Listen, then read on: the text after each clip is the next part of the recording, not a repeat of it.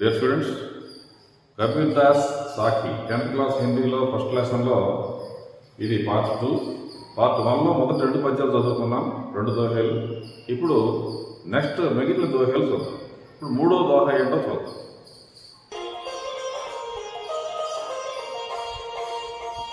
जब मैं खाता हरि नहीं, अब हरि है मैं नहीं. जब मैं खाता हरि नहीं, अब हरि है मैं नहीं. सब अंधियारा मिट गया, जब दीपक देखा नहीं. जब दीपक देखा माही. जब मैं था तब हरि नहीं. మై అంటే ఇక్కడ నేను అని కాకుండా ఒక అహంకారము అనే అర్థం మనం పోల్చుకోవచ్చు. అహంకారము మై అంటే నేనే గొప్ప అనే ఒక భావం అనేది మన మనసులో ఎప్పుడు ఉండకూడదు. జబ్ మై సా, ఈ మై అనేది ఎప్పుడైతే మన హృదయంలో ఉంటుందో తబ హరి నహి, భగవాన్ అనేవాడు ఉన్నాడు మన దేహంలో, మన శరీరంలో, మన హృదయంలో దేవుడు రావాలి అంటే ఈ మై అనేది పోవాలి. మై మై థా అంటే ఏమిటి? ఉండేనో గతంలో. ఎప్పుడైతే జబ్ అంటే ఎప్పుడైతే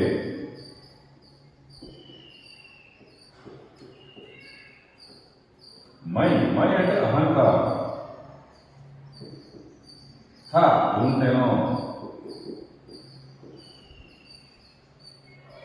ఎప్పుడైతే నా హృదయంలో అహంకారంలో,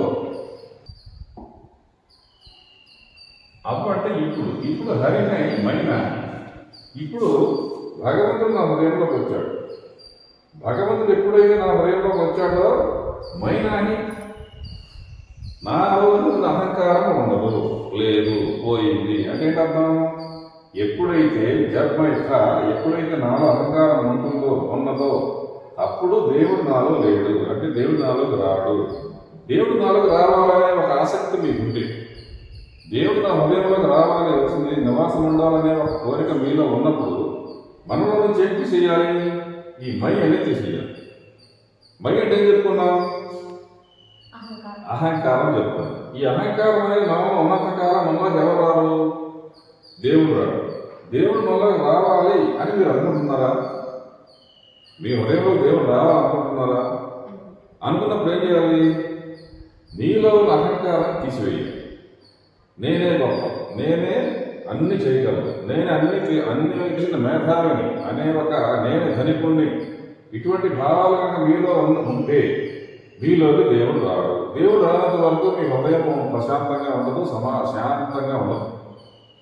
ఇప్పుడు గతంలో నాలో మైథ, నేను గతంలో నాలో అహంకారం ఉండింది, కానీ ఇప్పుడు లేదు. ఎందుకని లేదు?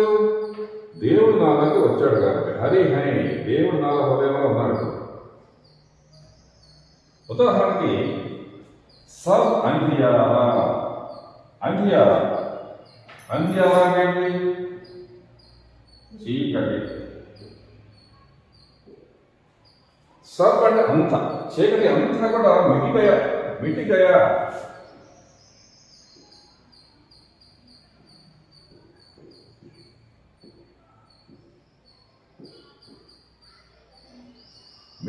తొలగిపోయింది. చీకటి, మనలో ఉన్న చీకటి తొలగిపోయింది. ఎప్పుడు? దేవుడు మనలోకి వచ్చినప్పుడు. చీకటి అనగా అజ్ఞానం, అశాంతి, అహంకారం, వీటన్నిటికీ సాధ్యం చీకటి. ఎప్పుడైతే దీపక్ దేఖ్యామాహి, ఎప్పుడైతే దీపము వచ్చిందో, దీపాన్ని చూసిన వెంటనే, దీపం అంటే వెలుగు రాగానే, సబంధియారా మిటిగయా, వెలుగు రాగా, చీకటి ఉన్న చోటికి వెలుగు వచ్చినప్పుడు సబంధియారా మిటిగయా, చీకటి అంతా కూడా తొలగిపోతుందో, అదేవిధంగా నాలోకి దేవుడు రాగానే నాలో ఉన్న చీకటి, అహంకారము, అంధకారము, అజ్ఞానము, చెడు గుణాలు మొత్తం తొలగిపోయినాయి.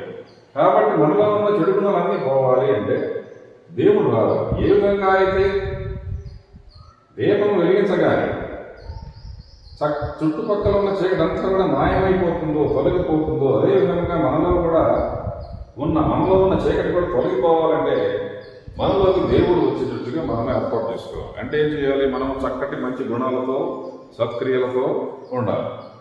వినయ విధేయతలతో ఉండాలి. పక్కన వాళ్ళతో స్నేహపూర్వకంగా ఉండాలి. ఈ గుణాలన్నీ కూడా మనలో ఉన్నప్పుడు దేవుడు మనలోకి వస్తాడు. ఆ విధంగా కూడా మనలో ఉన్న చీకటిని పారదలవచ్చు. ఇప్పుడు నెక్స్ట్ పద్యం చూద్దాం. सुखी सब संसार है छाया रसोई, सुखी सब संसार है छाया रसोई,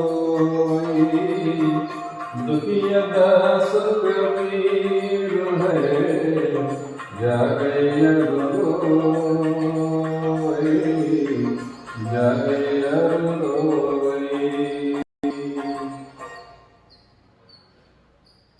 सुखिया सब संसार है. सुखिया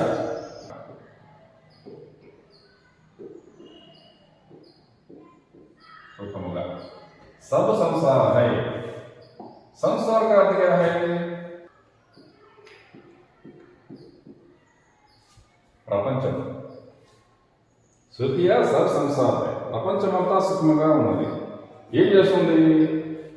మనకు సుఖం ఎప్పుడు వస్తుంది? బాగా చక్కగా తిండి దొరకాలి, చక్కగా నీడ దొరకాలి, బట్టలు ఉండాలి, మంచి మంచి సుఖ సౌకర్యాలు. హాయై అరు రోవై. హాయై వింటున్నాడు, అరు అంటే ఆవు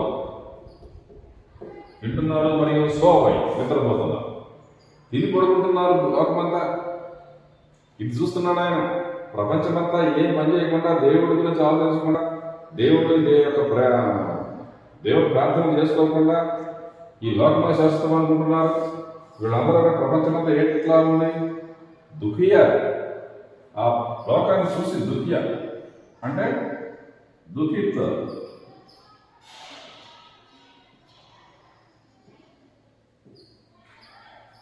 దుఃఖిస్తున్నాడు.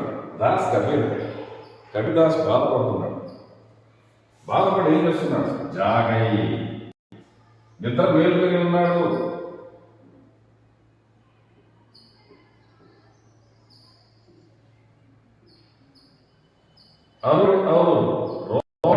ఏడుస్తున్నాడు. కబీర్దాస్ గారు నిద్ర మేలుకొని ఉండి బాధపడుతూ వీళ్ళందరూ చూస్తున్నాడు. ఈ లోకం ఎట్లా ఉంది? ఏ విధమైన పని చేయకుండా, పని అంటే దేవుడి పని చేయకుండా, తినటానికి తప్ప ఇంకా దేనికి పని చేయకుండా ఈ ప్రపంచం ఎట్లా ఉంది అని బాధపడుతున్నాడు. కానీ మనం చక్కగా కష్టపడి పనిచేసుకుంటూనే దేవుడి కోసం కొంత సమయం కేటాయించాలి. పక్క వాడికి మేలు చేయడానికి, సహాయం చేయడానికి కొంత సమయం కేటాయించాలి. మనకున్న దాంట్లో కొంత దేవుడికి పక్కన ఉన్న వాళ్ళకి ఇవ్వాలి.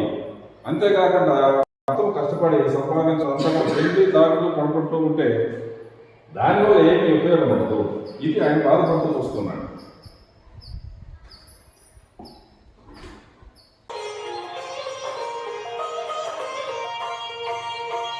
విరహ భువనం తను దసై మంత్రనలాదైతో, విరహ భువనం తను దసై మంత్రనలాదైతో, రామప్రియోగి నా జీవై జీవై తో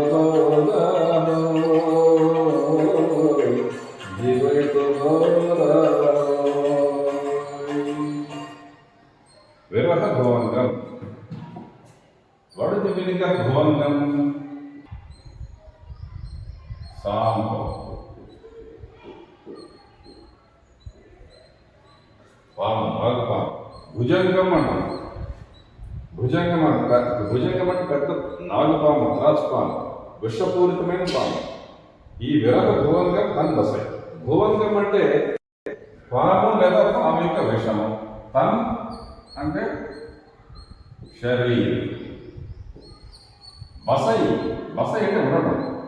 ఈ భుజంగము లేదా పాము యొక్క విషము శరీరంలో కనుక ఉంటే, మన శరీరంలో విషం ఉంటే మంత్రతలాగే పోయి మంత్రం పనిచేయగా చచ్చిపోతాం.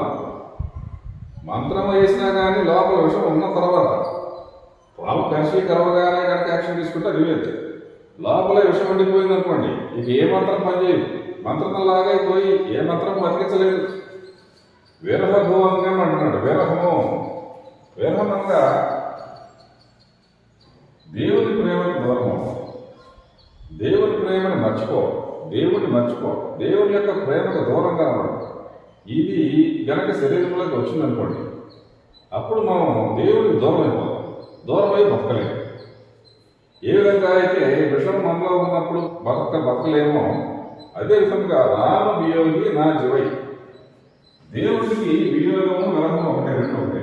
ఈ వియోగము లేదా విరహము ఈ రెండు ఒకటే. వియోగం అంటే విరహం. రాముడికి దేవుడికి వ్యతిరేకంగా దేవుడికి దూరంగా ఉన్నవాడు నా జీవై,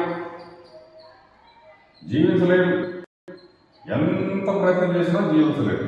కాబట్టి అంతకంటే ముఖ్యమైనది దేవుడు. జీవైతో బహురాహోయి, ఒకవేళ జీవించినట్లయితే, ఒకవేళ దేవుడికి దూరమై జీవించినప్పటికీ, బౌరా అనేది పాగలు. జీవించినప్పటికీ జీవోత్సవంలా ఉంటాడు, జీవించినట్టుగా ఉండడు. బౌర అంటే బాగా పిచ్చివాడు అయిపోయినట్టు ఉంటాడు. ఒకవేళ జీవించిన అంటే ఇప్పుడు జీవించగానే ఉపయోగం లేదు కదా. కాబట్టి ఏ విధంగా దేవుడికి దూరమైనప్పుడు మనం జీవించిన చనిపోయినా ఒకటే, చనిపోయిన వరకు సమానము. ఈ విరహం అనేది అలాంటి. ఈ విరహం అంటే ఎవరితో, మనుషులతో కాదు, దేవుడితో విరహం, దేవుడితో వియోగం అనేది రాకూడదు. ఎప్పుడు దేవుడి మాటలతో, దేవుడి సత్సంగంతో, దేవుని యొక్క క్రియలు ఏమిటి, దేవుని యొక్క మాటలు ఏమిటి, ఇవన్నీ కూడా మనం తలుచుకుంటూ ఉండాలి. దేవుడి యొక్క నామస్మరణ చేసుకుంటూ ఉండాలి.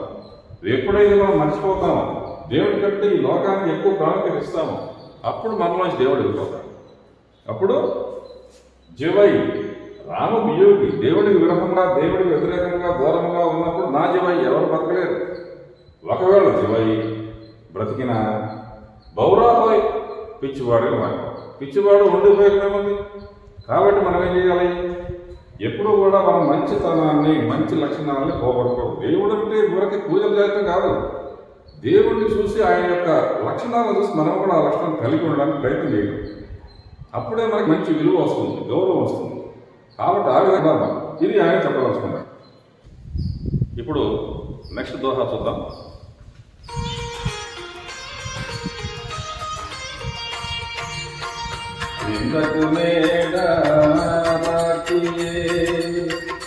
ఆంగణి తుటి బంధాయి, ఇందకు మేడ ఆంగణి తుటి బంధాయి, వినసాబడవాని వినా నిర్మల కరై సుభాయి, నిర్మల కరై సుభాయి.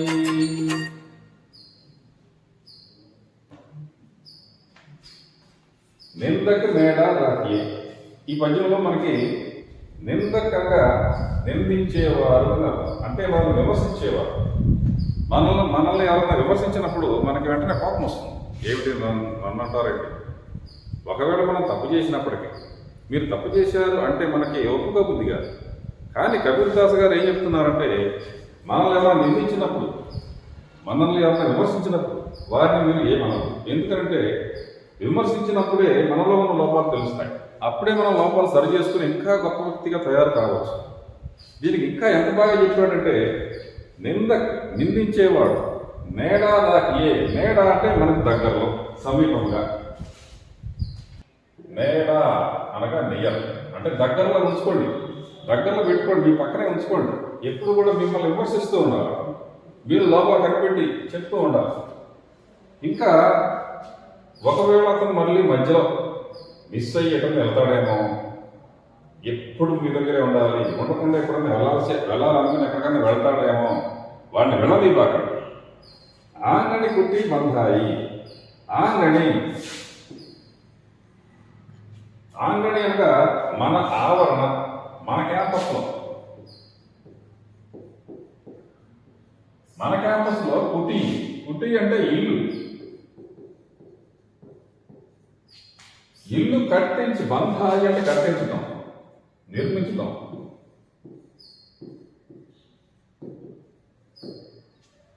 మినీ క్యాంపస్లో కుటీరం ఇల్లు కట్టించి అతన్ని ఉండమని చెప్పండి. ఏమిటండి, విమర్శించేవాడిని ఎంత ప్రాముఖ్యత ఉందా? విమర్శించేవాడిని ఎప్పుడు కూడా నన్ను అంటారు అంటాం కదా, మనం కోపం వస్తుంది కదా. కానీ ఏమిటి ఇలా చెప్పాడు? దీంట్లో ఎంత గొప్ప అర్థం ఉంది, తగ్గింపు స్వభావం ఉంది. విమర్శించేవాడు విమర్శిస్తూ ఉంటాడు. అప్పుడు మనం ఏం చేయాలి? ఓహో, నాలో ఈ తప్పు ఉంది కాబట్టి ఇక మనం ఈ తప్పు చేయకూడదు. ఇంకా మనం రోజు రోజుకి కూడా ఒక పాత బంగారము దాన్ని మెరుగు పెట్టే కొద్ది దాన్ని కాల్చి మెరుగు పెడతారు. మెరుగు పెట్టినప్పుడు మట్టిపోతుంది. మళ్ళీ కొన్నాళ్ళకి మళ్ళీ మట్టి పడితే మరలా దాన్ని కాలుస్తారు. అప్పుడు ఆ వంద మట్టి ఇంకా ఏమైనా పడితే మళ్ళీ పోతుంది. ఈ విధంగా ఒక మనిషి గొప్ప వ్యక్తిగా, మంచి ముత్యంగా తయారవ్వాలని దాన్ని చాలాసార్లు కొడతాడు. ముత్యాలు, రత్నాలు, ముత్యాలు భూమిలో దొరికినవి వాటిని బాగా కొడతారు, శుద్ధితో కొడతారు. కొట్టినప్పుడే తయారవుతాయి బాగా. ఆ విధంగా మనం కూడా తయారవ్వాలని ఆయన కోరుకుంటున్నాడు. మీ ఆంగణం, మీ ఆవరణలో కుటీరం వేసి ఇల్లు కట్టించి ఉంచండి. ప్రతిరోజు నేను బయట రాగానే నువ్వు విమర్శించాలంటే ఉండాలి మన పని. వినసామణ పాణి విన. ఈ విధంగా మనం వాడికి ఇల్లు కట్టించి ఉంచితే ఏం జరుగుతుంది? వాడు విమర్శించడం, మనం బాగుపడటం జరిగి చివరికి వినసామణ విన అంటే లేకుండా అని. సాబున్ అంటే సాబున్ అంటే సబ్బు. సోపు. మీరు స్నానం చేయాలంటే సబ్బు ఖచ్చితంగా వాడతాం. కానీ బినా సాబున్ లేకుండా, సబ్బు లేకుండా పానీ విసరా. పానీ అంటే ఏంటి? వాటర్. పానీ సాబున పానీ నీరు లేకుండా, సబ్బు లేకుండా నిర్మలం చేస్తున్నాడు మనల్ని. సుధాయి అంటే స్వభావం.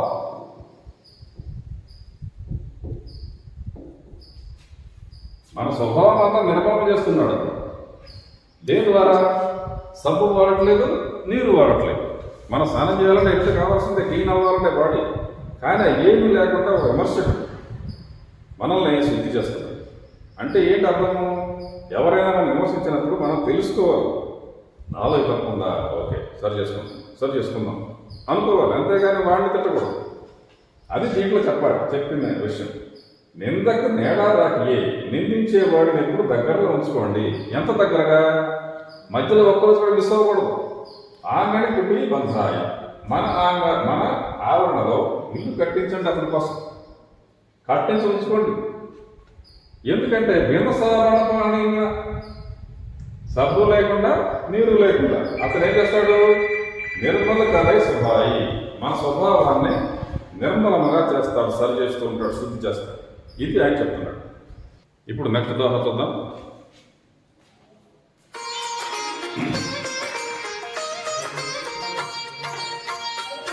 పढ़ी जगमुआ पंडित बयान को, पढ़ी जगमुआ पंडित बयान को, ये कया शिरुगा पढ़ित पंडित हो,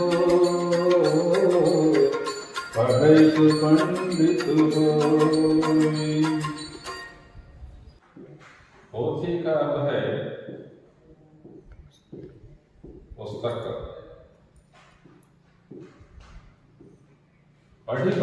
పడక అంటే అనేక పుస్తకే పడక. రకరకాల పుస్తకాలు, చాలా పుస్తకాలు చదివి జగ్ का अर्थ है दुनिया, ప్రపంచం. మువ అంటే మరగయ. చాలా మంది అనేక రకాల పుస్తకాలు, గ్రంథాలు చదివి ఏదో సాధిద్దాం అనుకుని ఏమీ సాధించలేక చచ్చిపోతున్నారు. ప్రపంచంలో చాలామంది చచ్చిపోతున్నారు, కానీ ఏమీ పొందలేకపోతున్నారు జ్ఞానాన్ని. పండిత్ భయానకై, ఎవరు పండితులు కావడం లేదు. భయ అంటే హువా అని, హువా అంటే అవటం. నా కోయి నహి, కోయి పండిత్ నా హువా, ఎవరు పండితులు కాలేకపోయారు. మరి ఎప్పుడు పండితులు అవుతారు పుస్తకాలు చదవకపోతే? ఏకై ఆశిర్ దీవుక, ఆశిర్ అంటే అక్షర,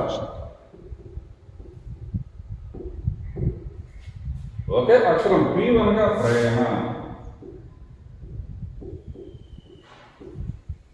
ప్రేమగా అక్షరం ఒక్కటి చదువుకుంటే చాలా అన్నాడు. అంటే ప్రేమ అనేది కనుక మన మనసులో ఉంటే గొప్ప పండితులు అయిపోతాము, గొప్ప జ్ఞానవంతులు అవుతాము.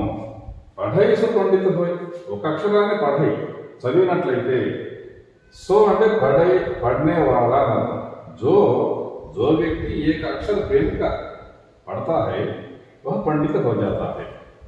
ఎవరైతే ఈ ప్రేమ అనేది చదువుకోగలుగుతారు, ప్రేమ అనేది పొందగలుగుతారు, ప్రేమ అనేది మనసులో ఉంచుకోగలుగుతారు, ప్రజలందరినీ చుట్టుపక్కల అందరినీ ప్రేమగా చూస్తారు, వాళ్ళు పండితులు అవుతారు. పండితులంటే నిజంగా ఏదో మంత్రాలు చదవడం అదంతా కాదండి. అందరికంటే గొప్ప వ్యక్తిగా మనం గుర్తించబడతాం. అది మనకి పండితులు అవడం అంటే అది. అంతేగా పండితులు అనగా మంత్రాలు లేకపోతే గ్రంథాలు చదవడం అది కాదు. కాబట్టి మనం ఎప్పుడైనా సరే ఈ సమాజంలో ఒక గొప్ప వ్యక్తిగా మనం పరిగణించబడాలంటే మీరు ఒక ప్రేమ అనేది ఒకటి అలవాటు చేసుకోవాలి. ప్రతి ఒక్కరిని గౌరవించడం. ప్రేమ అంటే ఏమిటి? గౌరవం, అభిమానించడం అందరినీ. అప్పుడు అందరూ మనల్ని ప్రేమిస్తారు, మనల్ని గౌరవిస్తారు. అప్పుడే మనం గొప్ప వ్యక్తులుగా గుర్తించబడతాం. ఇది కబీర్ దాస్ గారు చెప్పారు. ఇప్పుడు చివరి పోయం చూద్దాము, చివరి దోహ.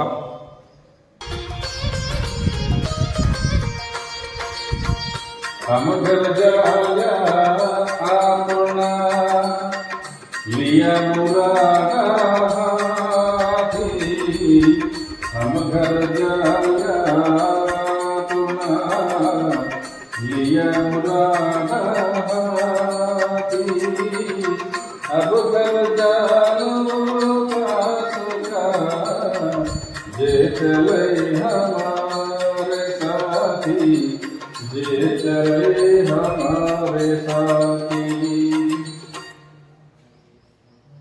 हम घर जालिया अपना, घर जालिया अपना, घर ఇల్లు, జాలియా అంటే జలాయ. నేను నా ఇల్లు కాల్చుకున్నాను. ఇదేంటి జరుగుతుంది ఎక్కడన్నా? నేను నా ఇల్లు కాల్చుకోవడం జరుగుతుంది ఎక్కడన్నా? జరగదు. నేను అపనా ఘర్ జాలియా తగలబెట్టుకోవడం. అది ఎట్లాగా? లియా మురాడా హాథీ, మురాడా చేతితో ఒక కాగడా పట్టుకుని,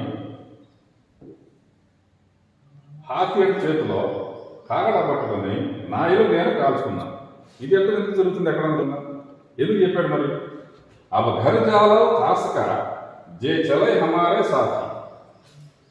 ఇప్పుడు నిజంగా ఇల్లు తగలబెట్టడం కాదండి మీనింగ్. నిజంగా ఇల్లు తగలబెట్టడం కాదు. నాలో ఉన్న అహంకారాన్ని నేను తీసివేశాను. అపనా హాత్ సే, నా చేతితో కాగడా పట్టుకుని నా ఇల్లు కాల్చుకోవడం అంటే నా చేతితోనే నాలో ఉన్న అహంకారాన్ని నేనే తీసేసుకున్నాను. అంతేగాని నన్ను ఎవరు కూడా నువ్వు నీలో అహంకారం ఉంది తీసేసుకొని చెప్పే అవకాశం నేను ఇవ్వలేదు. నేనేం చేశాను? నాలో అహంకారం ఉంది, నాలో నా గొప్పతనాన్ని చెప్పుకునే పరిస్థితి ఉంది, దీన్ని తీసేయాలి అని అనుకున్నాను. అందుకని ఏం చేశాను? నాలో అహంకారం నా చేతితోనే తీసివేసేసాను. కాగడా పట్టుకుని నా ఇల్లంతా కాల్చుకోవడం అంటే అర్థం అది. నాలో అహంకారం తీసివేశాను. అప్పుడు ఘర్ జాలో కాసక, కాసక అంటే ఉస్కా.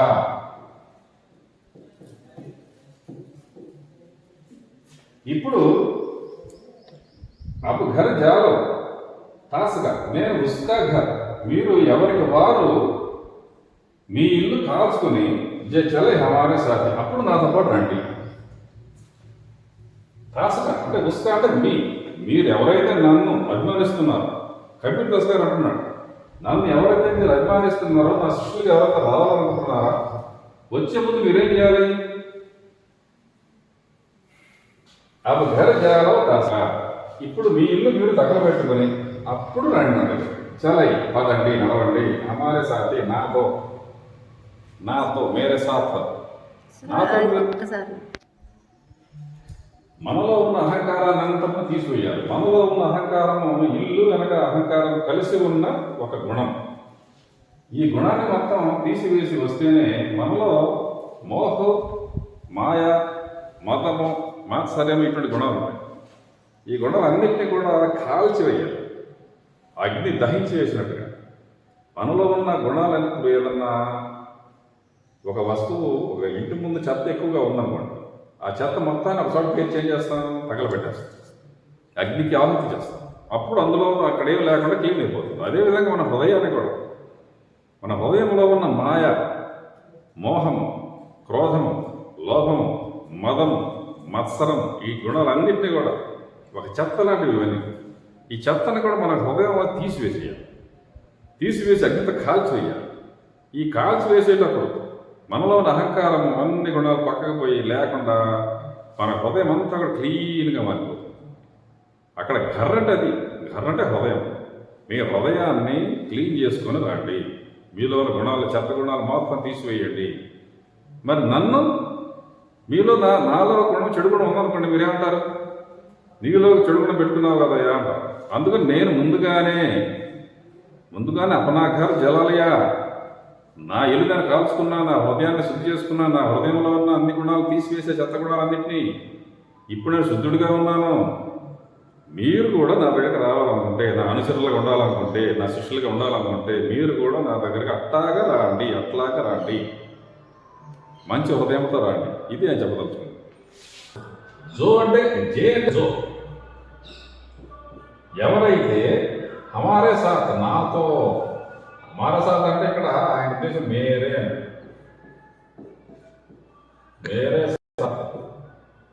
మేరే साथ जो चलना चाहता है उसे अपने घर को जलाकर तब आना, क्योंकि मैंने पहले ही अपना घर जला लिया।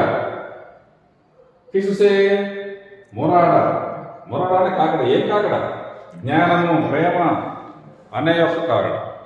జ్ఞానము ప్రేమ ఉంటే లోపల చెడు గుణాలన్నీ పోతాయి. మీరు ముందు వచ్చేటప్పుడే మీలో జ్ఞానము ప్రేమ ఈ రెండింటిని పెట్టుకోండి, మిగిలిన చెడు గుణాలన్నీ తీసివేయండి, అప్పుడు నా శిష్యులు అవుతారు అంటున్నాడు. ఈ విధంగా మనం ఈ లెసన్లో ఉన్న అన్ని దోహాలు చదువుకున్నాం. నోట్స్ గ్రామర్ పాయింట్స్ వీటితో మరొక వీడియో చేద్దాం. పార్ట్ 3లో మళ్ళీ కలుసుకుందాం. Thank you.